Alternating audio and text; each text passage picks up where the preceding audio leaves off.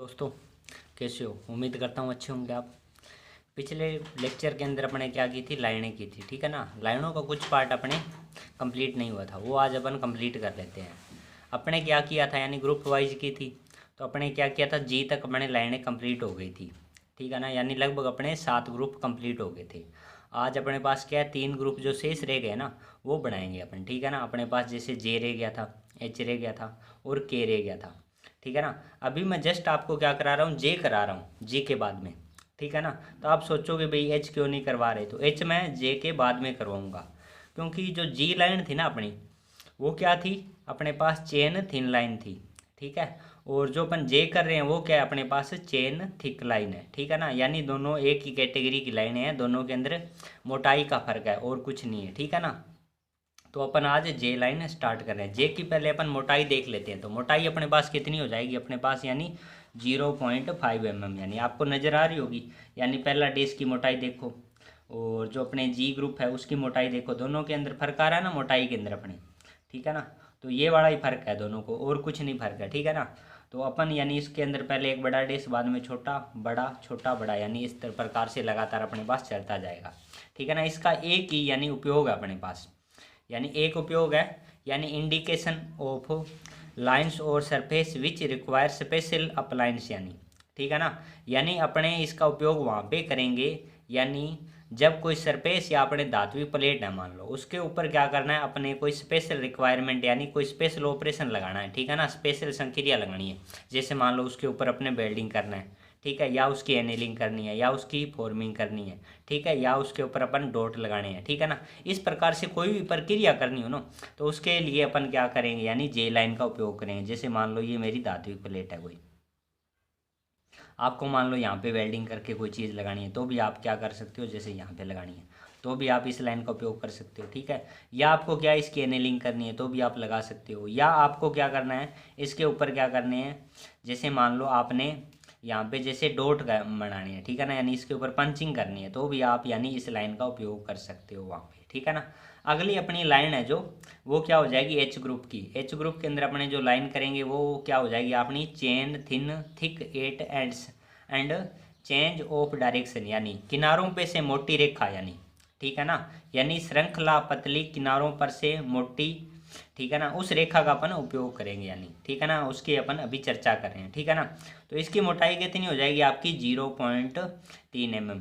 यानी आप क्या करोगे, पहले एक सेंटर लाइन ही लगा लो। सेंटर लाइन लगाने के बाद में आप क्या करोगे, उसके जो आखिरी और पहला डेस है ना, उसकी मोटाई आप ज़्यादा कर दो, यानी जैसे आपको ये नज़र आ रहा होगा, ठीक है ना। ये पहला और आखिरी डे से इसकी मोटाई ज़्यादा है, ठीक है। और इसका भी क्या है, एक ही उपयोग है, यानी कटे हुए भाग को दर्शाने के लिए, ठीक है ना। यानी आपके पास कोई प्लेट है, मान लो ये, मान लो मैंने कोई धात्विक प्लेट ले ली, ठीक है ना, ठीक है। चलो इसका मैं यहाँ पे डायग्राम बना रहा हूँ, ठीक है ना। यहाँ पे डायग्राम बना लेता हूँ।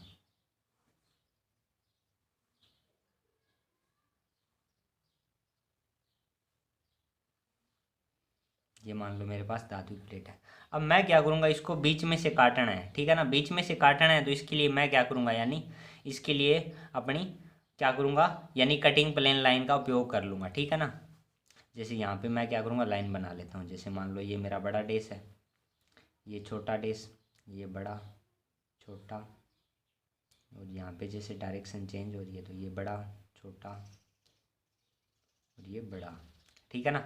अब मैं क्या करूँगा, जो यानी आखिरी डेस है और पहला डेस है उसको क्या करूँगा, यानी उसकी मोटाई ज़्यादा कर दूंगा, ठीक है ना। जैसे आपको नज़र आ रही होगी डायग्राम में, आ रही है ना, ठीक है। और उसके बाद में जहाँ पे डायरेक्शन चेंज हो रही है वहाँ पे, यानी इस प्रकार से उसकी भी मैं क्या करूँगा, मोटाई ज़्यादा कर दूंगा, ठीक है ना।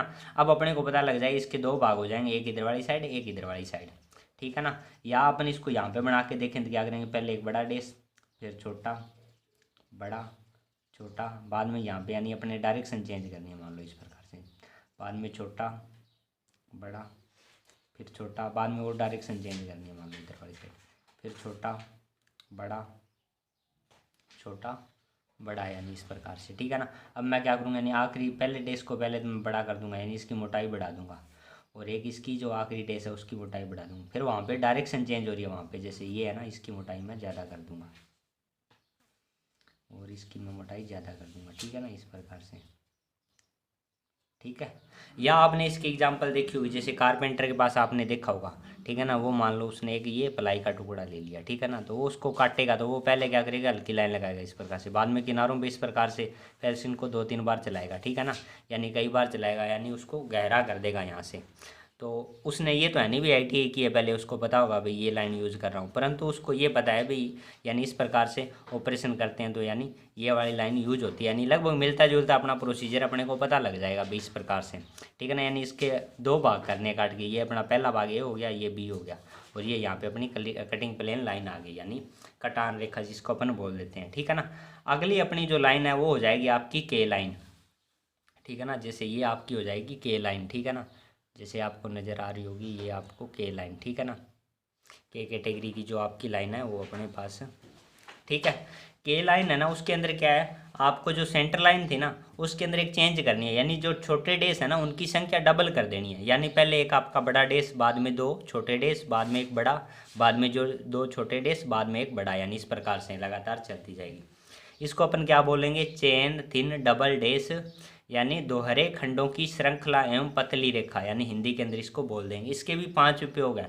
जो पहले 3 उपयोग है ना वो अपन डायग्राम के अंदर देखेंगे बाद में आगे, यानी अपन डायग्राम करेंगे, और जो आखिरी है वो मैं आपको अभी बता देता हूँ। यानी पहला उपयोग आपके पास क्या है, आउटलाइन ऑफ एडजेस्ट पार्ट, यानी मशीन के निकटवर्ती भागों को दर्शाने के लिए, ठीक है ना, निकटवर्ती भागों की बाहरी रेखा को दर्शाने के लिए, ठीक है ना। और जो 2 नंबर उपयोग है K2 वो क्या है, alternative and extreme position of movable part, यानी अपने पास जो गतिशील है ना, यानी जो मूव पार्ट कर रहे हैं, ठीक है ना, उस भाग की उच्च यानी चरम व प्रत्यावर्तन पोजीशन के लिए, यानी उसकी जो भी स्थिति है ना उसको दर्शाने के लिए। और इसका केंद्रीय उपयोग क्या है, सेंट्रोइड लाइन, यानी केंद्रक रेखा के रूप में। और K4 उपयोग आपका क्या हो जाएगा, इनिशियल आउटलाइन पीरियर ऑफ फॉर्मिंग, यानी आकृति बनाने से पहले की बाहरी रेखा के रूप में, ठीक है ना।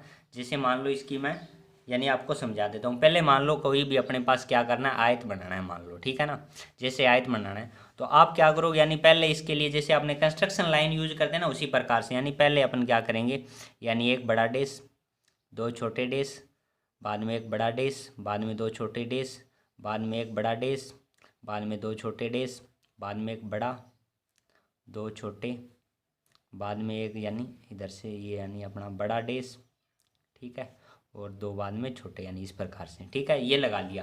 तो ये आपकी क्या होगी, पीरियड ऑफ फॉर्मिंग, यानी कोई आउटलाइन होगी। अब अपन क्या करेंगे, अपने को पता लग गया भाई हाँ यहीं पे आयत बनाना था, तो मैं क्या करूँगा, इन लाइनों को डायरेक्ट कर दूंगा, यानी इसको कंटिन्यूस लाइन के अंदर चेंज कर दूंगा, यानी इस प्रकार से, ठीक है ना।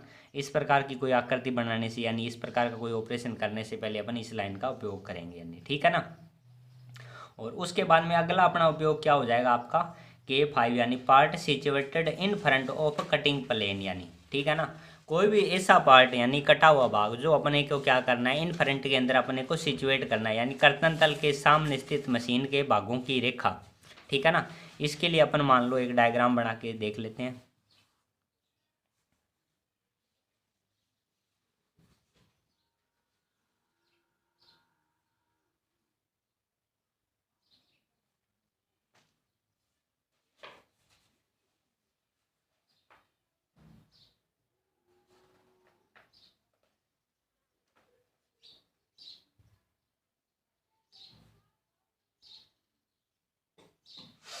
ठीक है, ये कोई इसके अंदर क्या होल बना हुआ है, ठीक है ना।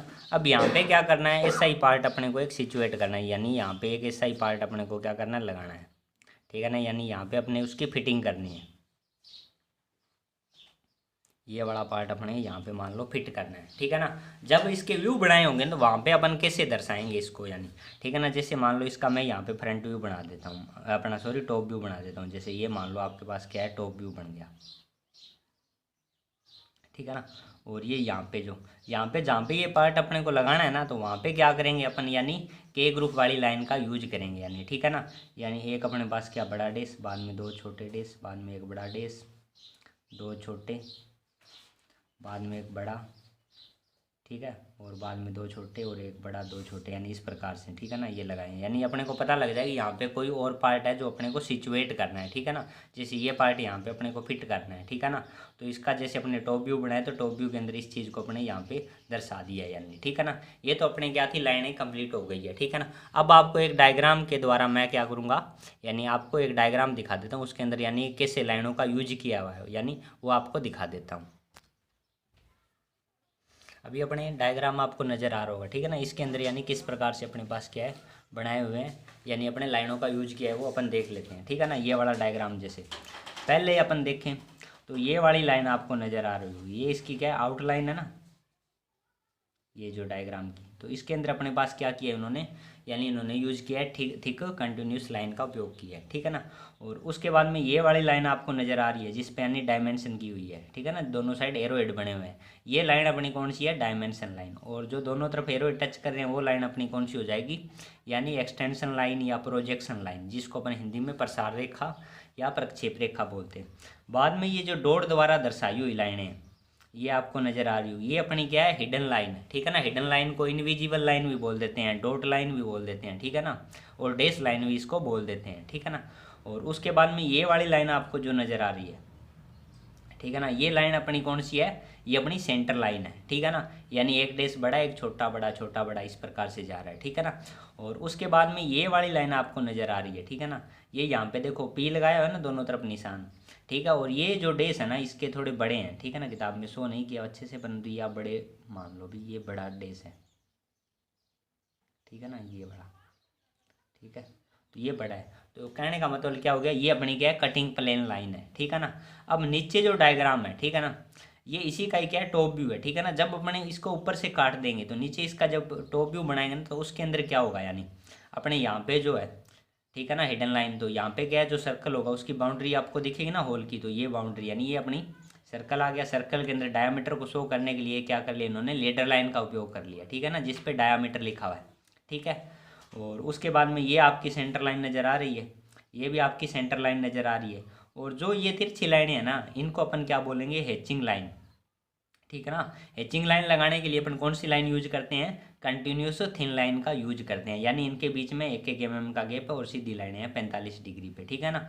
हैचिंग को अपन सेक्शनिंग लाइन भी कई बार आपको वर्ड यूज में मिल जाएगा। अब डायग्राम एक और देख लेते हैं हम, ठीक है ना, ये वाला डायग्राम, ठीक है ना, ठीक है, आपको डायग्राम जैसे नज़र आ रहा होगा, ठीक है ना।